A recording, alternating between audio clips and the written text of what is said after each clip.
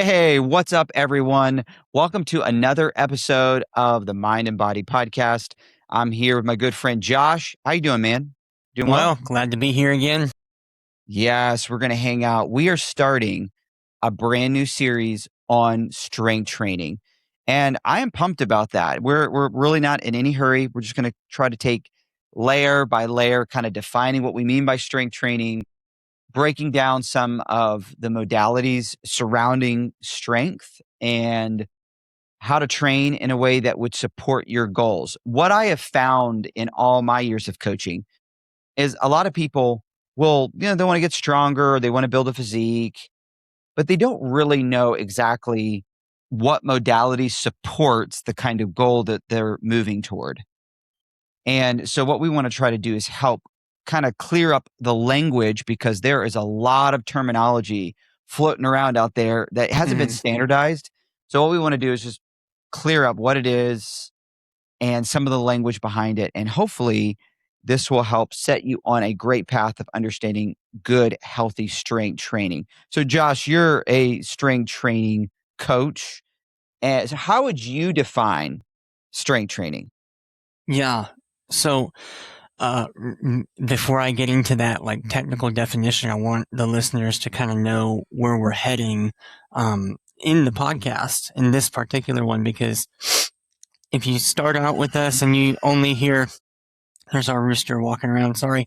If you start off and you only hear our technical definitions, what I want this is to be almost like a triangle. We're going to start off with the big, broad technical definition and then get up to what does this mean for the everyday person? If you're a mailman or a stay-at-home mom or whatever, how does this apply to you? So we're going to get there. Hang with us. And nowadays, if you're, hopping around on Facebook or Instagram or whatever, it looks like, every other person is a strength coach of some point, of some part.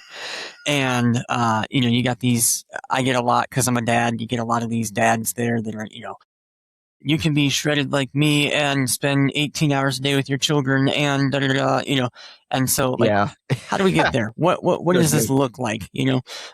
So as I was kind of doing some research, I found a couple of technical definitions of strength that I appreciate and I like. So we can look at strength like this. Strength can be defined as the ability to produce maximal force, irrespective of the duration of time it takes to achieve a given force output. In other words, no matter how slow you might be at it, strength is the ability to move or to produce that maximal effort, be it fast or slow. And we'll talk about those different kinds of strengths. So tell me if I'm right here. So it's basically, you want to go from point A to point B. It has nothing to do with the speed that you get there, or, some people use the word velocity. It's just, if you get to point A to point B and you produced that maximum force, that's you're checking the boxes there. So you move the weight there. So you were actually able to tap into that strength. If you were trying to go from point A to point B and you weren't able to move the weight, then you don't have enough maximum force yet to be able to move that effectively. But that's the only measurement for maximal force. Is that right?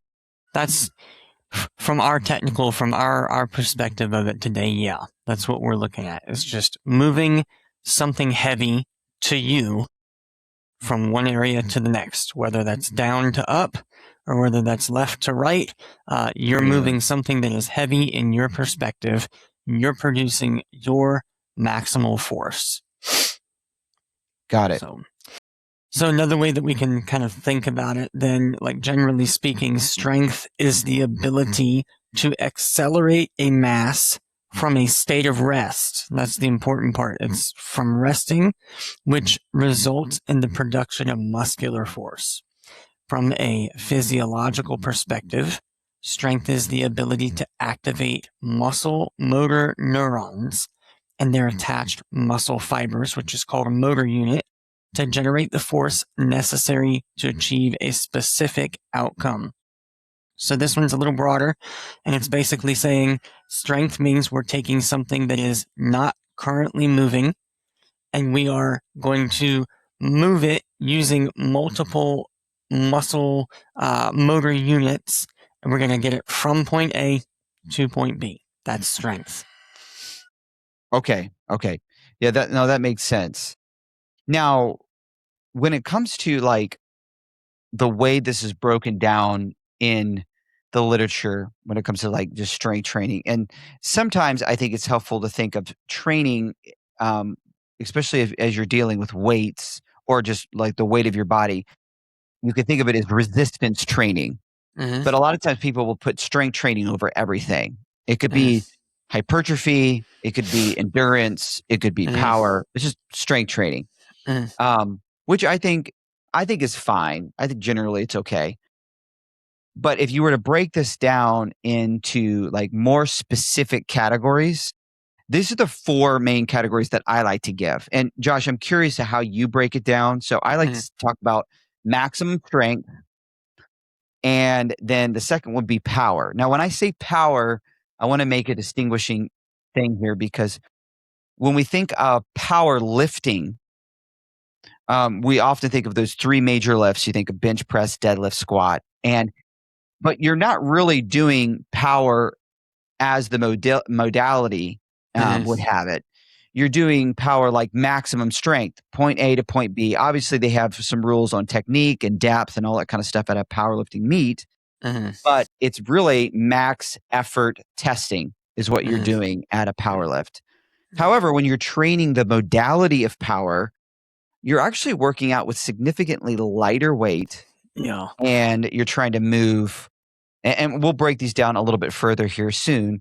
But you're trying to move that weight with a great amount of speed. So Mm-hmm. it's force times velocity on the power aspect. But it is a subset of strength training, but it's just a nuance. So you got maximum strength, you got power, then you have skeletal muscle hypertrophy. Now, technically, this doesn't directly affect strength. It's just related to your muscles getting bigger. Now, this should be pretty common sense, but if your muscles get bigger, then you have more raw material to actually produce more force if it's trained to produce more force. But it is also true, you can have somebody who actually is pretty big, but is actually not as strong as a guy that might be significantly smaller than him. Like, he doesn't have as impressive physique. He doesn't have as much muscle mass, but he's trained himself neurologically to fire those muscle fibers faster. And so he can potentially bench more, deadlift more, squat more. So Mm-hmm. muscle hypertrophy, it can potentiate strength, but I like to have it in here as a modality because in theory, bigger muscles will equal stronger muscles if it's trained that way. Well, it's Last just kind best of thing. like having a bigger cup. If you have a bigger cup, you can put more into it, but you don't have to. So bigger Yeah, muscles, bigger cup, but you might not know how full the cup is until you're actually like yeah. trying to get the cup full. Yes, I So, like that. And then the last modality is muscular endurance. And there's different equations that I'll get into with each of these, but those are the four categories. And man, these subcategories are endless. So some people talk about right. isometric strength, which obviously that could be something like a plank or being able to hold something. Um, and that might fit under muscular endurance Mm, because it's kind of like you're not moving something from point A to point B, but you're holding something for a duration. How long can you mm, hold that duration so it fits under muscular endurance? You can have strength speed training, which is really under power, or explosive strength. Some people call this rate of force development. mm, Um, so if you have an athlete, let's say they both can lift, let's say, let's just say 500 pounds for whatever lift or whatever they're trying to push. And, but one person does it at 100, they can move that weight at 150 milliseconds, but the other person can do it at 180 milliseconds and move it. So the person that's actually has a higher, what you would call rate of force per development, mm, is the athlete that can move that weight at a faster rate. So mm. he's probably has that more explosive training, which makes a difference if you're an athlete. Yeah. and you have to move not only heavy weights, but you have to do it quickly, type of Yeah. thing. And So, over and anyways, over. how would Yeah. you, how do you have different categories? How would you categorize I these don't modalities? necessarily have different categories because for me, I enjoy keeping things simple. So I think 4 categories is great. But I think I've got a few that would go underneath, like you already mentioned, underneath some of those larger categories. So a few different subsets. And so with there being, if we kept the 4 main categories, but then we're getting ready, I've got some more that I'll add in there that kind of just shuffle underneath of different ones. I think it's important as well then for people to remember that strength is a developable, can I say that? Is a skill that can That's be awesome. Coin it. developed. And so, I know you got a lot of teenage guys out there that go, man, I just wish I was strong, but I'll never be. But strength is something that can be developed. And the beautiful thing about being able to understand these categories is that when you start to be able to specifically say, I want to train that one, or you mix and match, then your strength is going to start to go up. So strength is something that can be developed.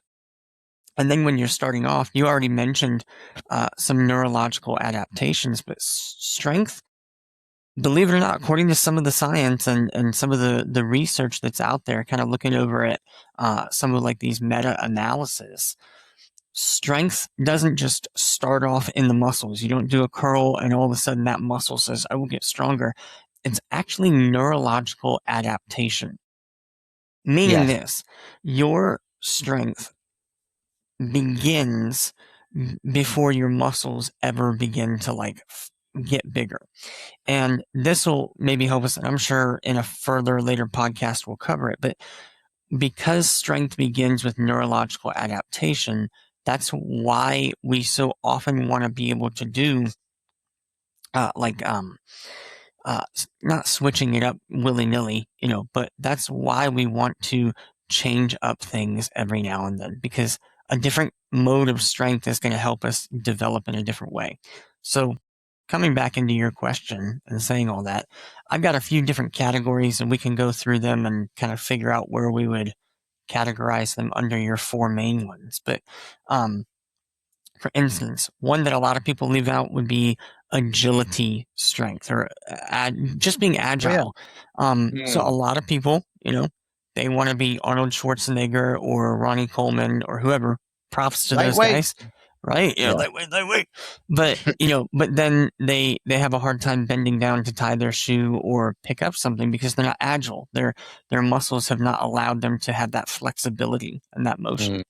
Um, and that is a strength. If you've ever tried to be agile while doing something heavy, so for instance, an applicable uh, exercise for this, I like to do a lot of uh, like Cossack squats or side squats. And so if you're getting deep down into a Cossack squat and you've got a kettlebell, all of a sudden you go, whoa, those adductors are not as strong as I thought they were.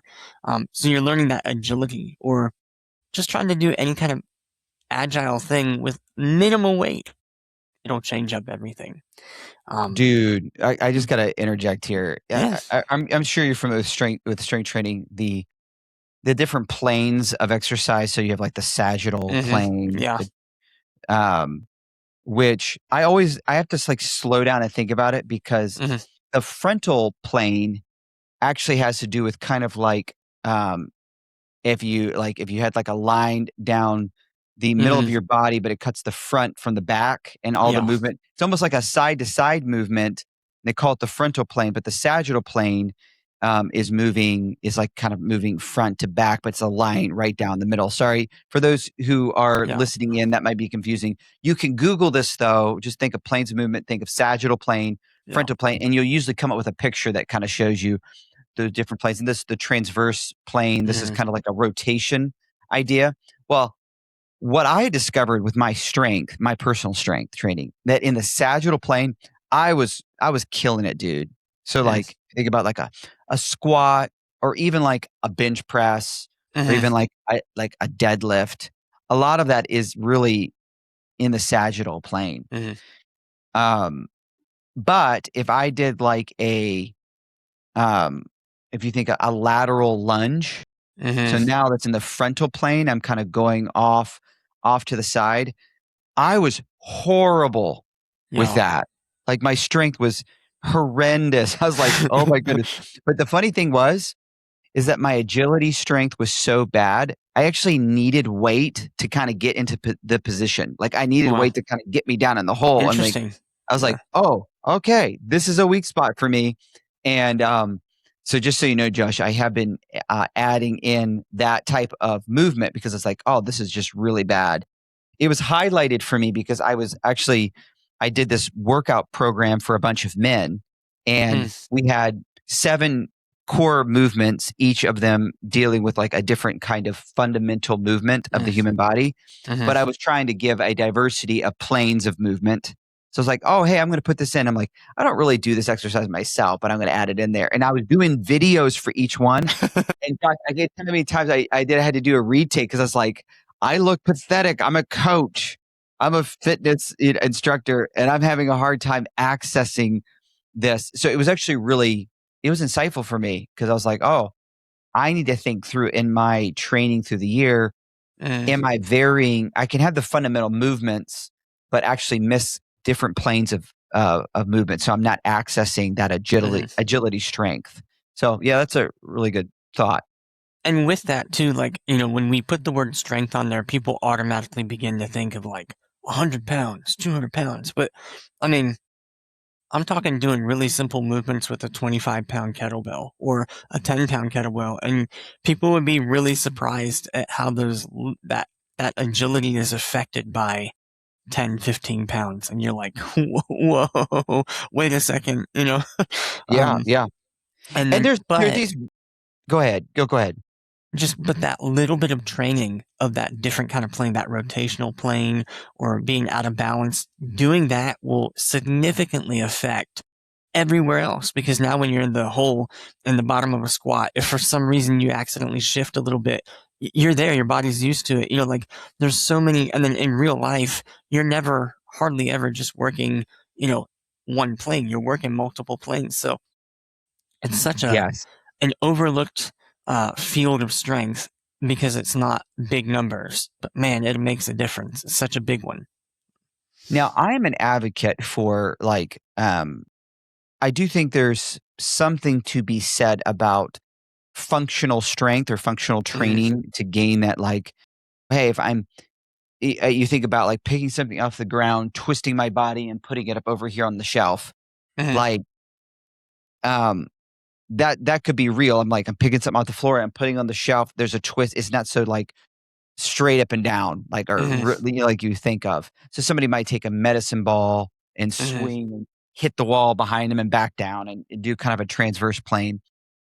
And I think these things can be good. But if you can get really crazy strong in these fundamental movements that are really stable, Mm-hmm. um, it will be functional. You will be better at all the functional movements if you can just get stronger in the fundamentals. So there's sometimes where these people they're doing some crazy exercises, like a combination of exercises. Like, okay, well, and I've made fun of this plenty of times before, but somebody's standing on a buso ball, doing Yeah. squats, doing Yeah. curls, and then they get to the bottom, they do a overhead press, and it's a lot to coordinate. Yeah. And could it translate? I'm like, I'm glad you're moving, man. I'm glad Uh, you're working out. That's good. But like, is that the best way are you going to maximize bicep development by doing that? No. Are you going to maximize shoulder development by doing that? No. Are you going to probably not going to maximize any of those if you actually isolated those and say, I'm going to train mm-hmm. biceps in a stable environment, pushing it close to failure. Biceps are going to grow Mm-hmm. stronger and Yeah. bigger. But yeah, anyways, I just chased a rabbit and that was fun. But No. a couple of things though, when it comes to strength training, is people become super dogmatic Mm-hmm. about strength training has to apply to free weights and it has to be these exercises. Mm-hmm. Sure, if you're training for a competition, you want Mm-hmm. to be training in the exercises that you're going to be doing in the competition. So the the squat, deadlift, the bench press, overhead press. Some of these places though do actually have some strength training tests for isolation, like a Mm, bicep curl, like mhm, your back against a wall. How much can you mm, do with a mhm, bicep curl? And some people are moving around some significant weights. So you can do like really any muscle group. You can strength train and try to get as strong as possible. I think the more isolation you get, though, the more careful you should be. So if you mhm. were trying to, like, let's say, train your side delts, and you're like, "I do some strength training, bro." If you're training in a rep range where it's like 1 to 5 reps or 1 to 6 Oof. reps, and you're Yeah. doing lateral raises, I just think that's a bad idea. Like Yeah. for me, like do a higher rep range. Will you get stronger? Yes. Will it be safer? Yes. And also, you'll probably see more muscular development because you're actually focused on isolating the muscle. I'm telling you, if you do, I'm going to do just, let's say, 3 sets of, 3 to 5 reps on lateral Yeah. raises. You're probably swinging that bad boy and you're Yeah. probably going to pop something out. My shoulders Um, hurt just thinking about the like. Yeah. I Yep. do know some coaches though that just say, "Hey, you can build muscle on like side lateral raises with just real heavy Mm, maybe a 5 rep range." I just think that the risk to reward ratio is not really great on that. But yeah. in theory, you could train for strength in any of these movements and get stronger, but just recognize the cost. And typically speaking, though, I like to say reserve strict strength training for multi-joint movements. Right. Yep. That's what I think would be the safest call. Do you have the same philosophy there? Sounds like you Yeah. do. I think so. Like because that's how I often coach as well. Is if we're going to be doing multi joint movement or also compound movements, then you have more of your body working together. So I'm less afraid of getting heavy. But if I'm just working something small, I, I'm not. I don't often walk around with buckets like this, so I don't feel like I have to have be the strongest ever to just be able to do that. So, but the beauty of all these different kinds of strength is that different people, different bodies are going to adapt better to one or the other. So, man, if your body really responds well to doing a set of 1 to 5, on the lateral raises, and that's just what your body great, good for you. I think for the majority of people, you find the style of strength that you like the best and that complements your body the best, and you work that Mm, the most, and then you look at all these other categories and you train them periodically. Otherwise there's big holes. But right. um, Right. for me, I'm not I'm doing hypertrophy right now, but my body is just not a hypertrophy body. I don't have a big frame. I can't get very big, so I do it to fill in the gap. But then my other favorite ones are over here, and I'm looking forward to getting back to that. So I think it's just you look at the categories, you train smart. As long as your body is responding well, keep at it. If it's not, change it up. You know, Yes. Yeah, people that's complicate it so much. oh yeah, you're totally right. Let's kind of break down these main 4 categories real quick and Sure. and see what you have to say about it. But like so max effort, Hmm. we had power, we had skeletal muscle hypertrophy and muscular endurance. I want to Hmm. talk about like these 4 categories and like, okay, what what are the maybe the equation that's related to this? Like you said something about maximum strength, and I'll just Hmm. jump into this first one.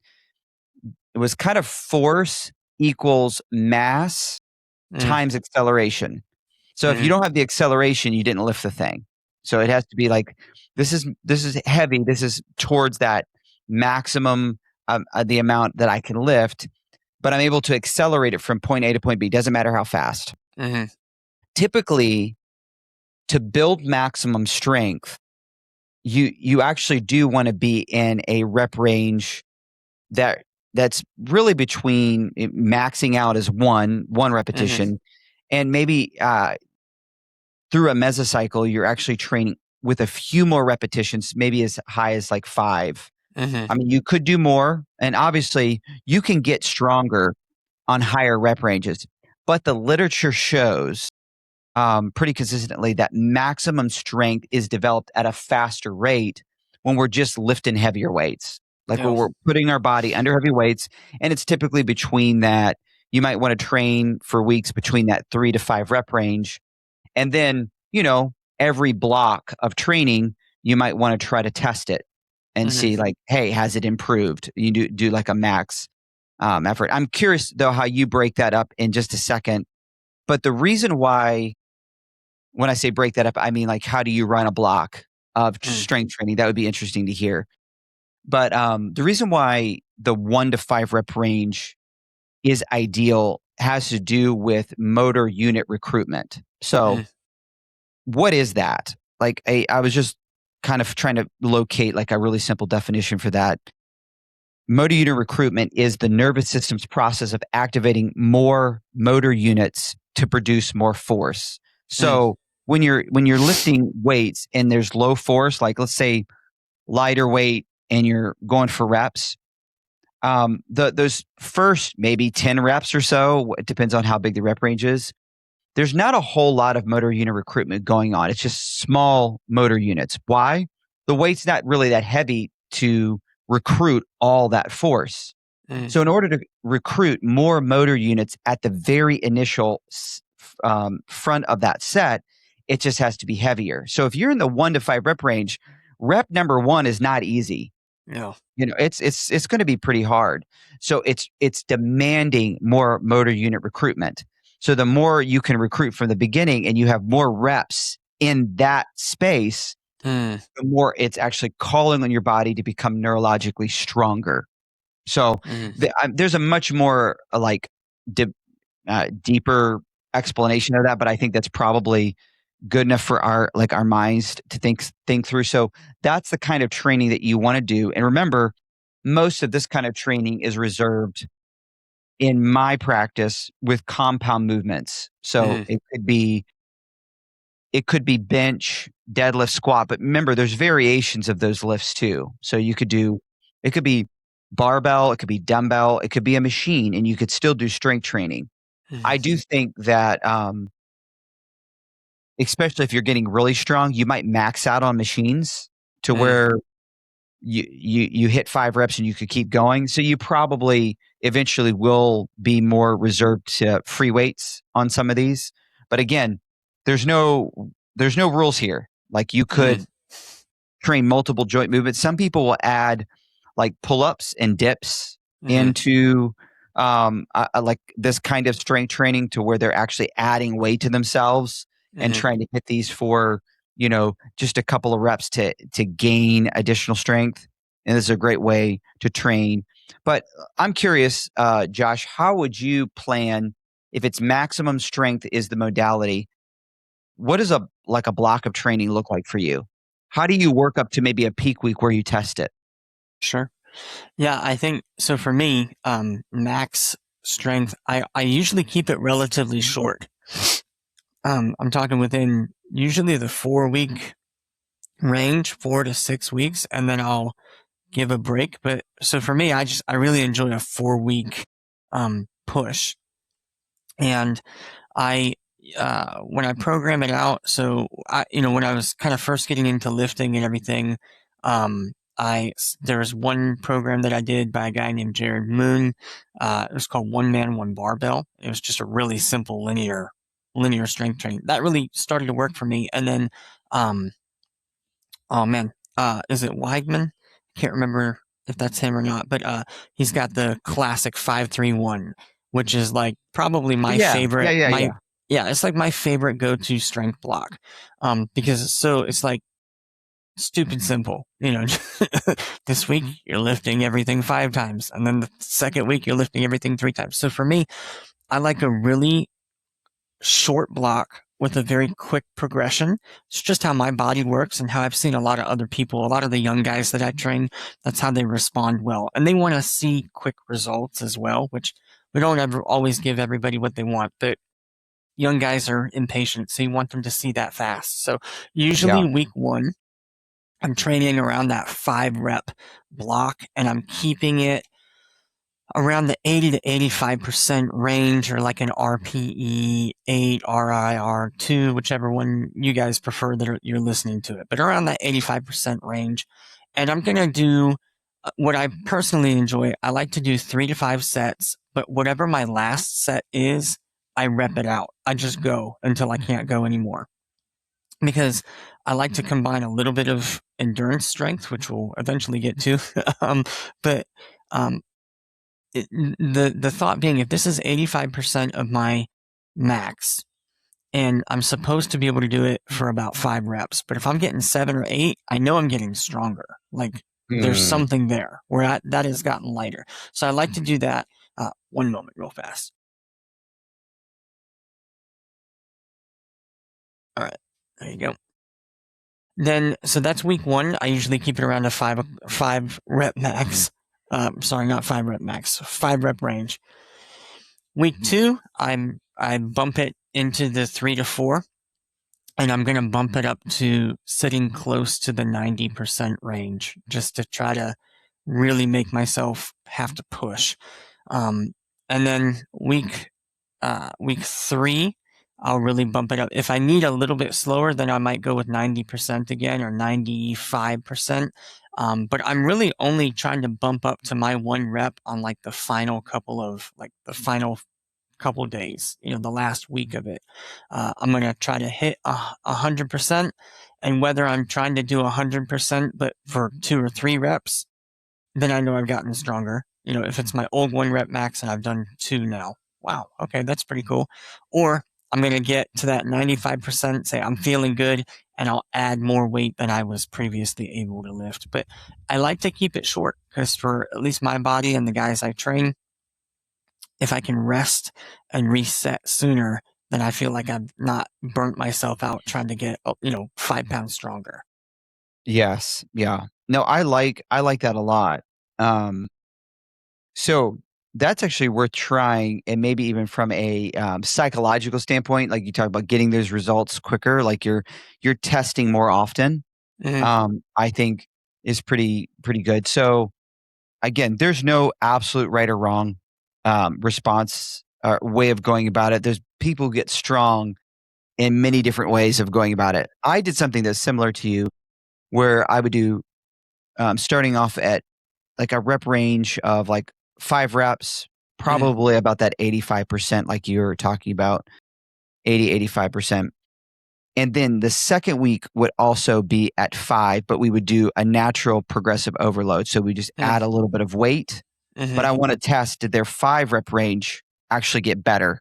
Yeah. Um, and then the next week after that, we would move to, it would go 5, then 4 reps, then 3 Mm-hmm. reps. Mm. Um, and this is where it would be like annoying to you probably, but we would then cycle back around to 5, 4, 3, and then the 7th week would be the Mm. test week.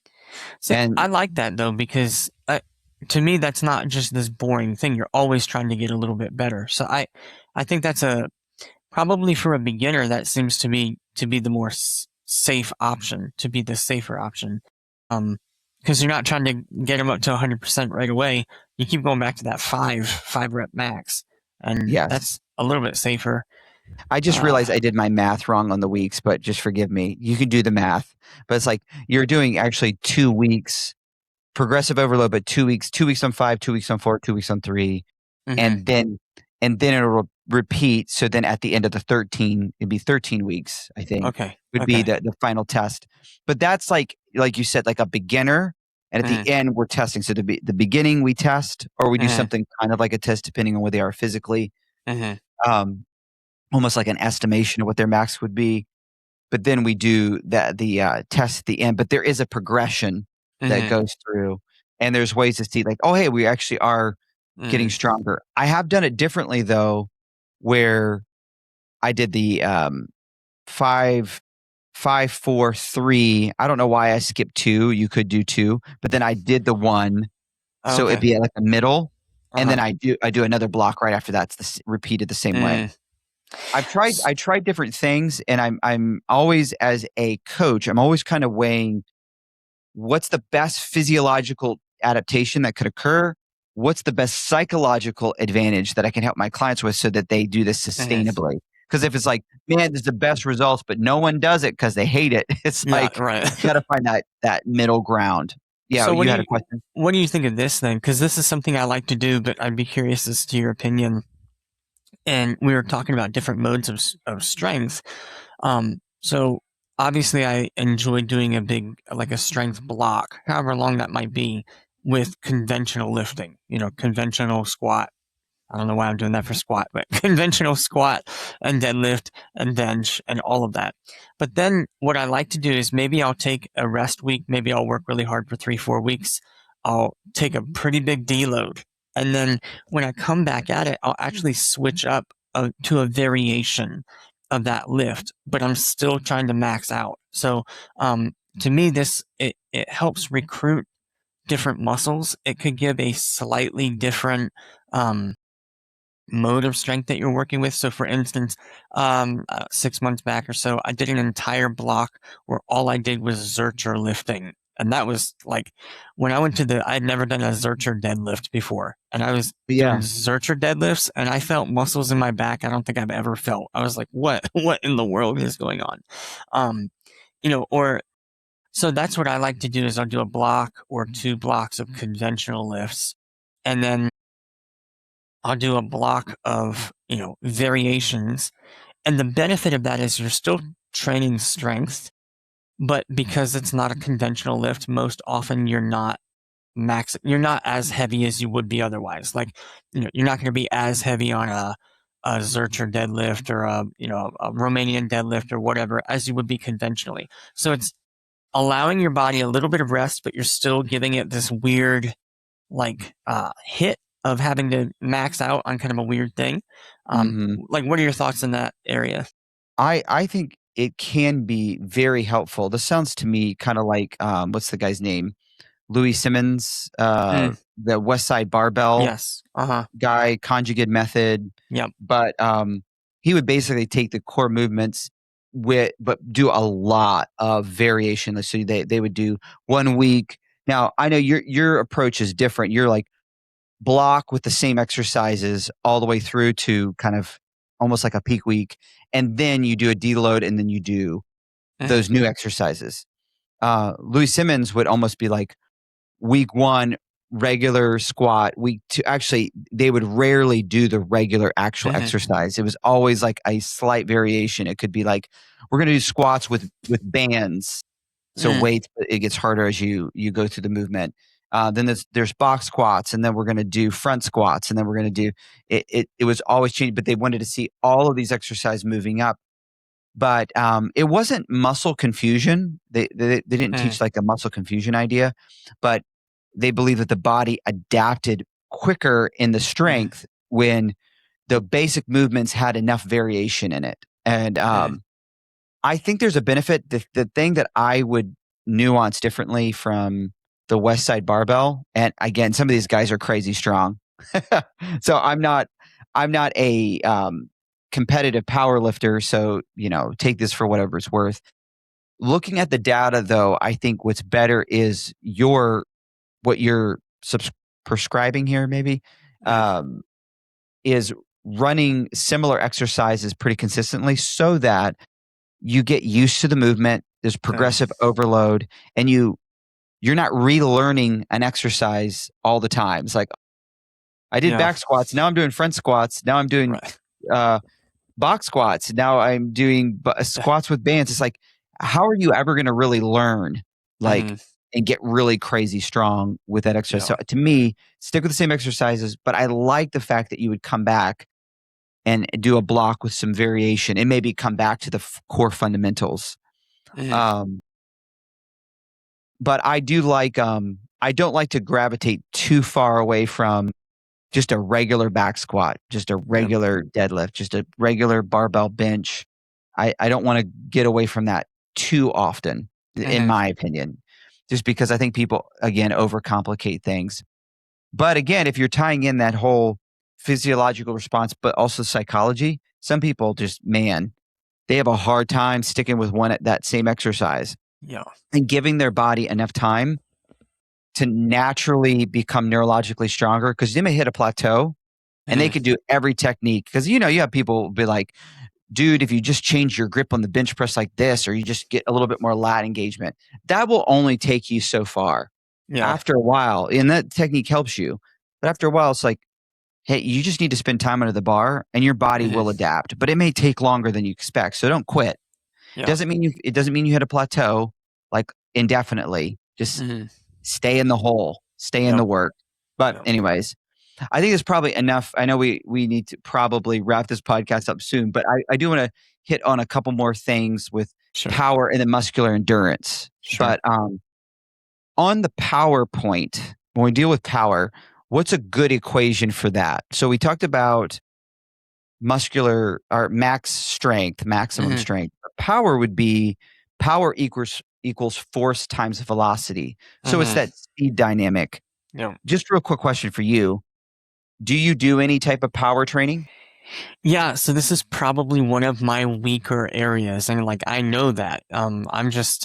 When I think of power training, I think of Olympic lifting, especially, so I'll put it to you this way. I don't do a lot of barbell power training. It's just not my forte. But I do a lot of kettlebell power training where I'm lifting a heavy kettlebell for max speed, so I'm a big proponent of kettlebell snatches, kettlebell clean and presses, all of that. And I know there's different ways. You don't have to be an Olympic weightlifter for power. So we do train power. I've sent my guys in the gym. I've put them on a power cycle a few times because I've got a lot of sprinters and stuff like that really want to just develop that immediate power, So I do. And as you mentioned a while ago, that power is, people think, man, maybe I should lift heavy, but really you're actually staying what would normally feel light. Maybe you're staying around that 65 to 75% range, but the moment you feel fatigued, you stop and reset. So I do train power, but I also willingly admit that that's probably not my forte. Yeah. So with the power, what I really like about it is the ability to kind of strengthen that inner and intramuscular coordination. And for those who are like, what is intermuscular? So intra has to do with how effective can you activate a muscle. So it's like in the muscle itself. Intramuscular has to do with how effective you can, how effectively can you call your muscles to work together in a coordinated fashion. And speed training really helps effectively coordinate these things really well, but in an environment where you're working out with much lighter weight, but you're just trying to take from point A to point B as fast as you can possible. And the way I work this is I work it congruently with maximum strength. So here's a good way of doing it. I actually love this way. So if I'm doing a main lift that's like a max effort lift, let's say I start with back, early in the week, I start with squats, barbell squats. I'll follow that with speed training, but it might be speed training bench. So, so if my max, I'll just throw out a number here, is 400, 50% of 400 would be 200. So I'm doing just three reps, like five sets of 3 reps of 200, but I'm trying to move that as fast as I can possible. Now, it's still a controlled eccentric, but an explosive concentric part of the lift. That creates a kind of coordination that translates me moving the weight at my maximum strength better. And so some people will call this max effort days and dynamic lifting days. Or they treat speed training as more of a technique idea. Like I'm just really working on my technique. I think all of this is acceptable, but I'm telling you, I was also weak with speed training. I actually kind of thought, pansy, why would I do speed training if I could spend time under heavy weights or spend time building muscle, because speed training doesn't really translate to hypertrophy either. But I'm telling you, I've been doing speed training every week for about 6 weeks now. And I love how it makes my body feel. Mm, And I have noticed my max effort lifts improving because interesting. of, I Mm, think, one, it's improving my technique. But two, I do think that it is increasing my motor unit recruitment mm, and that intramuscular mm, coordination, like I was talking about before. So I love the power, and power training could be like, it could be any of the lifts, but just like half the yeah. weight. And the way I progress this in a block training is I go 50% week one, and it goes 55 up Hmm. to 60, maybe as high as 65, but then it goes back to 50. But that Yeah. 50 is going to be a little bit higher than it was before because I'm getting stronger Mm, overall. Does that make okay. sense? Yep. So, I like. and you just run it concurrently with max strength training. So I really like that. Now I don't know if you want to add to that.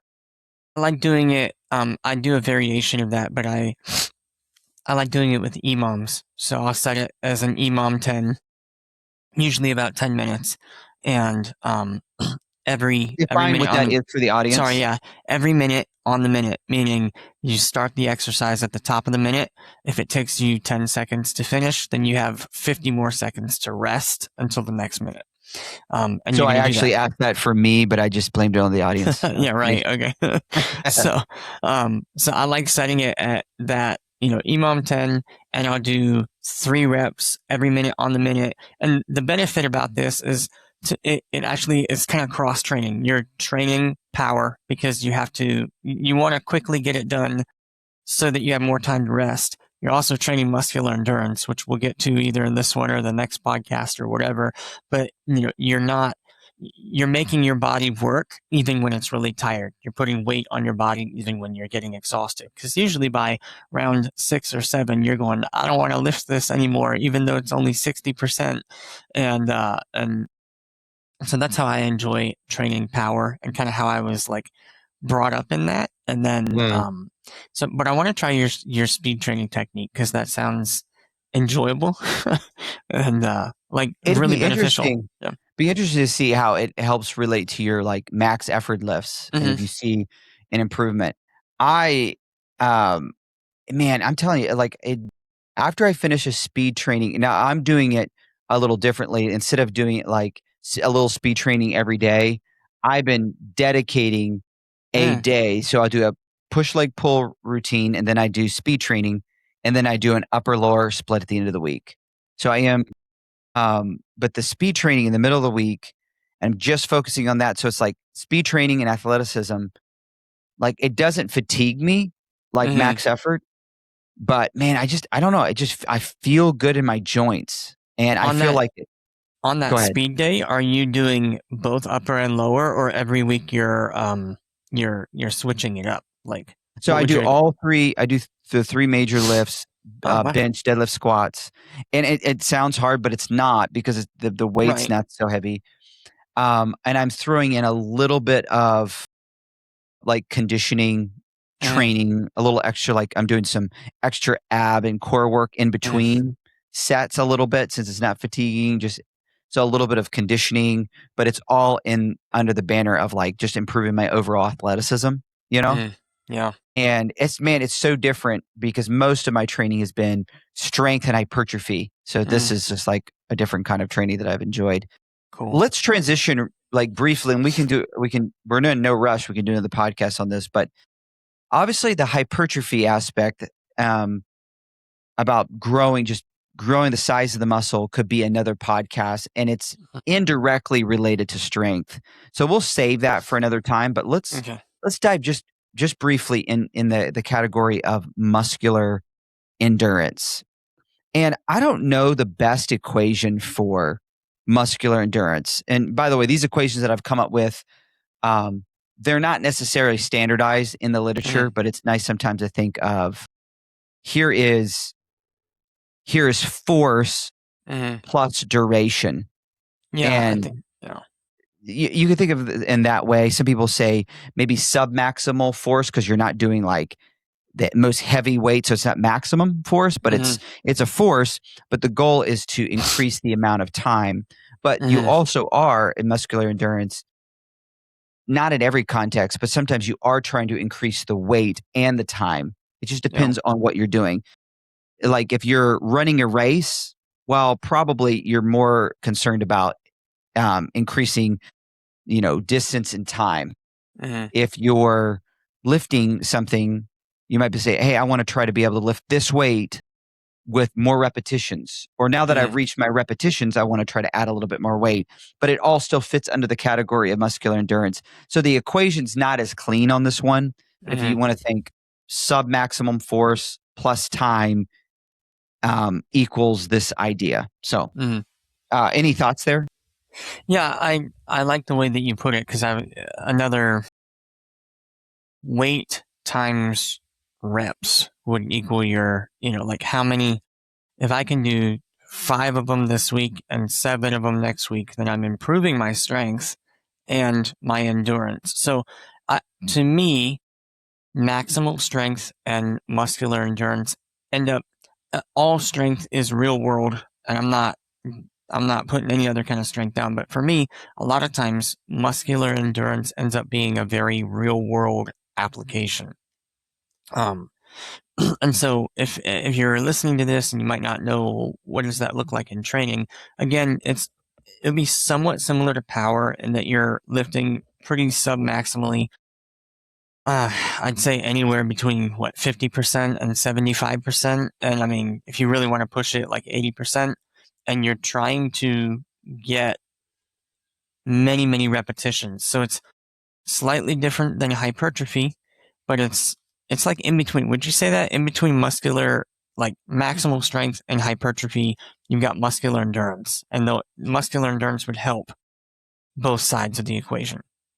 Oh, And yeah. Yeah, yeah, absolutely. and this is like, okay, you're a construction worker, at least. Okay, so where I live at, very few people have cement mixers. We all mix our cement by hand. So, and I mean, if you want to work out, dude, I don't know if you've ever mixed cement by hand, but if you want like a real workout, come and help me mix some cement by hand. And so you're carrying buckets of sand, and then you're carrying your buckets of aggregate, and then you're mixing in the cement, and then you're putting the water in, and just shoveling and shoveling and shoveling. Then you got to carry the cement. Being able to do all of that over and over and over and over without taking a long time, that's muscular endurance. It's lifting a Yes. significant weight over and over and over and over and over again with Yes. minimal fatigue. So it's So, like a greater resistance to that perpetual fatigue is what mm-hmm. you're Yep. describing. Just a side note, like women tend to actually have a greater level of muscular endurance. Mm, If you think about even just the some of this is just like physiologically or structurally how a woman's built. She's holding a child. mm, She's able to hold a child longer than a lot of men can. But some of that has to do with just the a greater level of just muscular endurance, where men typically have a higher level of like that muscular all out raw strength, mm, to be able to mm-hmm. produce a lot of force. This is just generalities here. Obviously there's exceptions, but if you're able to increase your muscular endurance, you're able to improve localized oxygen delivery. Mm, You're able to handle like metabolite buildup. So like, when you get like you're doing high reps and you get this burn in the oh, muscle. So it's a buildup mm, of lactic acid and metabolites. Um, the more muscular endurance that you get and you train for, the more you can handle this. I realized this one time when I went to like a college campus and I was wrestling these guys. This was like, I don't know, like 8 years ago. And I was wrestling these guys. I was significantly bigger than the mm-hmm. guys, but I was not trained in wrestling. And so I Mm-hmm. wrestled these guys and I beat one of them barely because I was just significantly like just stronger and bigger. Mm-hmm. But their technique and their endurance, like they wore me out. And I was Mm-hmm. like, if I don't get this person pinned in the next minute, I'm toast. I will Yeah. not be able to contract anything. And I realized at that point was like, oh, hey, I have good max effort. I have a good amount of hypertrophy. My muscular endurance is horrible right now. Mm. And I need to like really work on that. But I think you're right though. Like if you go and you like climb a mountain, or if you're rock climbing, you might be really muscular, but if your grip strength dies out quick, you know, Yeah. muscular endurance, Yeah. you're losing a lot of that functionality just because of a low threshold of muscular endurance. So I think that that's a really good point. And there's things to say about like increasing like you have mitochondria, and you think about that in the muscle that's increased um with being able to increase your overall like cardiovascular capacity. Mhm. And if you get a greater capacity there with growing that, it's going to help you with your hypertrophy and strength outputs. Yeah. So whatever you do, if you're thinking about strength, you don't want to ignore muscular endurance. If you can raise this ceiling, Mhm. what is that rising tides quote? Do you know what I'm talking about? Oh, Rising tides I yeah, kind of, sort of, but I can't think of it either. So raises all boats or something. Somebody something else like look that. that up. Look Yeah. that up and tell me what the quote is. But I need to learn that quote because this is the second time I think on a Oh, podcast I tried to quote it nice. and I messed this up. So something uh, along those I lines. think with muscular endurance, it's maybe one of the broader, like, you can train muscular endurance with weights and strength, so you're lifting the same thing over and over again. And also on the cardiovascular side of things, where a guy that can lift X amount of weight many, many times versus the marathon runner, they're going to look different, but they're both training muscular endurance in a little bit different way. And so, yeah, so you jiu-jitsu guys or wrestlers listening to this, this is where you want to live at. Like, um, uh, and so when I started jiu-jitsu, I was like, okay, I knew each round, it was like 5 minutes. So I was training really hard, like these 5 minute sprint rounds of stuff. And I thought I'll be ready. And then I got into an actual roll and I was like, what just happened to me? Like, this is insane. Oh So yeah, it's, that's right. You do jujitsu, so you so, do jujitsu, but so that's yeah, so muscular endurance, it's going to look different for different sports and different people, but I think it's an overlooked aspect that can really significantly improve all areas of life. Yeah. yeah, man, 100%. I think that's probably enough for us to cover today. I will say for those listening in, if you would like, hey, man, this is great information. I still don't know quite how to put this into a cohesive program where it makes sense for my goals. Well, a couple things. In the coming weeks on this podcast, we're going to be covering some of those details. But if you want to jump ahead and just figure that out for yourself, Josh and I both do free consultations where we'd be glad to kind of talk through what your goals are, how we would map out a strategy for you. And you could either leave and go do that yourself, or we can help you with a coaching program that makes sense for you. So let us help you. Feel free to reach out. And so we are here for you. So next week, I don't even know exactly the topic that we're covering as it relates to strength, but we're going to try to layer. Today, we really just trying to define what we mean, but we're going to get into some of the practices, benefits in the coming weeks. So stay tuned. Yeah. I'm looking forward to the continuing the conversation. And if we can help any of you guys out there, looking forward to working alongside you and helping you.